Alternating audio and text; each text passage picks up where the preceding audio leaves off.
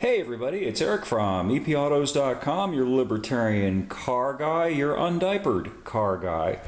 And I thought it might be nice to take a break from sickness, psychosis, to go back in time to the era of carburetors, decades before the sickness psychotics took over, and to go over something that those of you who are 40 or less probably have never dealt with before.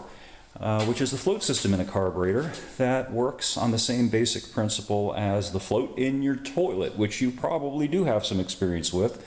There's that balloon-looking thing inside your toilet that raises and lowers with the water level, and as the water level reaches the appropriate point, it shuts off the valve that prevents any more water from coming in your toilet, and you know that when that whole system doesn't work, the toilet keeps running all the time.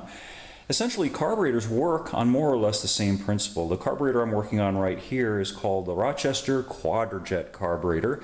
There are many other types of carburetors. This is one of my favorites, but the same principles generally apply. What happens is the fuel comes into this here. There's a line that goes to the fuel pump.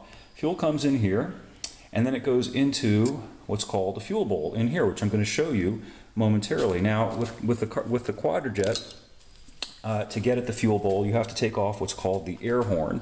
The air horn is this casting, the upper casting on the top, and it has the choke plate and it has the air valve for the secondaries on it. And it looks pretty complicated, and a lot of people can get intimidated by it, but it really isn't that complicated. You remove it by removing the screws that hold it to the carburetor body. Some of these screws, by the way, and this is something that will flip out a lot of people initially, especially during the install, there's two screws that go. One's here, you can see here on either side of the choke blade, and people sometimes worry that, oh my gosh, if I drop that screw inside the carburetor, it's going to go inside the engine and it's going to destroy my engine, which would be true if the little bolt actually did go inside the engine, but it doesn't. Mechanically, it hasn't got the space to make it past those venturis. Those are those round things that you see, the booster venturis, that help to atomize the incoming air fuel charge. Anyway, the thing that I want to show you now is the float. So I'm going to remove the air horn, and on these Quadrajets, when you remove it, you want to be very careful about placing it upside down, because, all right, here we go, we take it off, and you see these little fragile brass tubes on there. I should say those brass tubes that are very fragile. If you clunk that thing down, you can break those tubes, and those tubes are emulsion tubes. And because these carburetors are fairly old, even though they're fairly common, sometimes finding new emulsion tubes is difficult. In any event, you don't want to damage them. So put it down that way and put it off to the side. Here is the inside of the carburetor. Now what you're looking at here, this is the float, and I'm going to take out this, on these carburetors, there's a spacer here that you have to remove. And first also you have to remove, this is the power piston, or not the power piston, excuse me, the primary metering rods on these carburetors, and that's a whole nother thing, and I'll tell you about that in another video. So you take those out, and then you take out this little plastic block, thus, and now you can see the entire float mechanism on the Rochester Quadrajet. What I'm going to point out to you with my thumb, underneath this tang here, this is the float mechanism, this whole thing here, that you see the little arms that connect to this neoprene material here, and underneath this tang here is the needle, and the needle goes into the seat. And what happens is, as the fuel goes in here, it fills up the bowl, and the float level goes up, and as it goes up, the needle pushes down onto the seat, and that stops the fuel flow. So that's how the principle of the thing works. Now what you're going to end up wanting to do when you make this adjustment is to make sure that the float is not too high and not too low.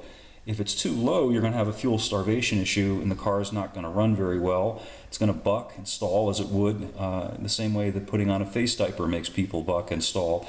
If, on the other hand, it's way too high, as you can see, I'm trying to make it so you can see, what will happen is that the fuel will actually spill over into the venturis and other parts of the carburetor, dumping fuel into the intake manifold and into the engine, and that'll make the car run super rich, if it even runs at all. It'll choke and buck, and black smoke will pour out of the exhaust.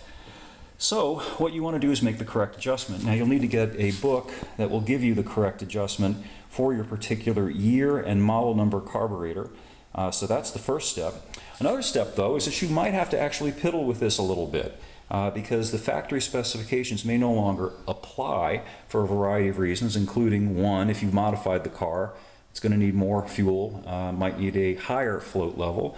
Also, because today's gas isn't really gas anymore, it's less gas actually. It's 10% ethanol and 90% gas, and sometimes even more than that. So it's a lean mixture, and that creates its own problems too. So sometimes you've got to jiggle with the float level to get the thing adjusted correctly, and that's a mechanical thing. This is one of the things that's cool about carburetors. They're hands-on. So anyway, the way you adjust it is, well, first you check it by lightly seating, which means you push down, in the case of the Quadrajet carburetor, push that down lightly, not too hard, until it seats. And then you take a measurement roughly about here, about a third of the way back on the float body relative to the top of the casting. Now I set my float level at about 1/4 of an inch. And I got that from Cliff Ruggles, who's the ultimate guru of all things Quadrajet, particularly with regard to performance, and have had good results with that.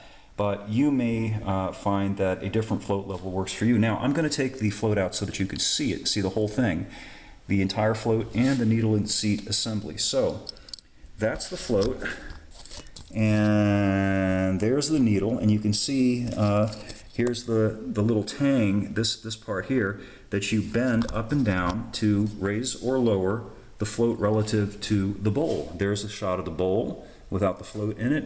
There's the seat. You can see there's a hole in it, and this little sucker right here goes in there. And by the way, I also wanted to show you something else. You can see the tip of this. There's a rubber coating on that, and it's important that the integrity of that rubber coating or Viton to be good, because if not, it's going to leak fuel even if you have set the float level right. Very frustrating. If you are messing around with a carburetor that you're not sure how old the needle and seat are, good idea to get a kit and just replace it with a new one with a tip that's designed for today's ethanol fuels. Also, I'm going to conclude this video now, but I'm going to show people who have these carburetors a trick as far as reassembly goes when you're dealing with the primary metering rods and getting that air horn casting back on. You have to, it's tricky, you have to depress that, and at the same time, so it's seated, and at the same time slip that air horn cover on. And I found a little redneck technique for accomplishing that that I found to be very effective over the years. Anyway, I'll have more up at epautos.com, the web's best libertarian and undiapered website. Please stop by, have a look, and see what you think. Thanks as always for listening and reading and supporting the site, and we'll catch up with you again soon.